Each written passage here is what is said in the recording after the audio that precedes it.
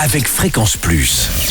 Surprenez votre famille et vos amis grâce au grand chef de Bourgogne-Franche-Comté. Cette semaine, je suis à Autun, en Saône-et-Loire, où vous nous écoutez aussi sur l'appli Fréquence Plus et le site web fréquenceplus.radio. Je suis en compagnie du chef Richard Braun. Bonjour chef.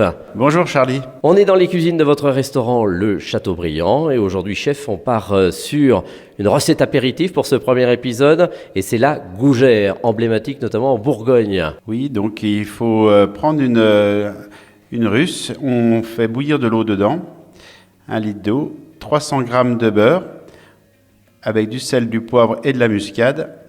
On fait bouillir et dès que ça bout, on rajoute 600 g de farine pour faire sécher le tout. Vous avez dit une russe au début ? Oui, une russe, on appelle ça une russe, une casserole avec une queue haute. Et voilà, c'est les termes techniques. Très bien. C'est une casserole en...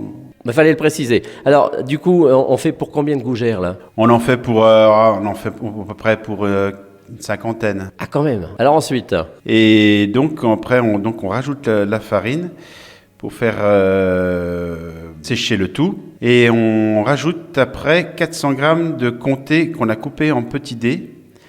Et dès que c'est froid, on rajoute 15 œufs entiers. On malaxe le tout. Et dès que c'est bien malaxé, on plaque les gougères sur des plaques en faisant des petites, avec une cuillère. Petites boules ? Des petites boules.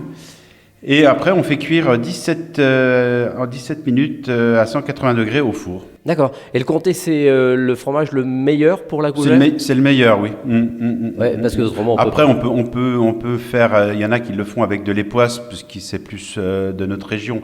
Mais à la base, la gougère est vraiment faite avec du comté, quoi. Et un comté plutôt jeune, plutôt... Pas... affiné, quoi, normal. Normal. Mais surtout le couper en petits dés carrés. Pas râpé ? Pas râpé. D'accord, ça c'est important. Ah oui, c'est très important, oui. Parce que quand la gougère cuit, elle garde ces petits morceaux qui fondent dans la bouche, quoi. D'accord. Et ces gougères, on les retire au bout de 17 minutes. Et il faut qu'elles soient moelleuses, dorées et moelleuses. Et ventilation à fond quand le four le permet, s'il est adapté.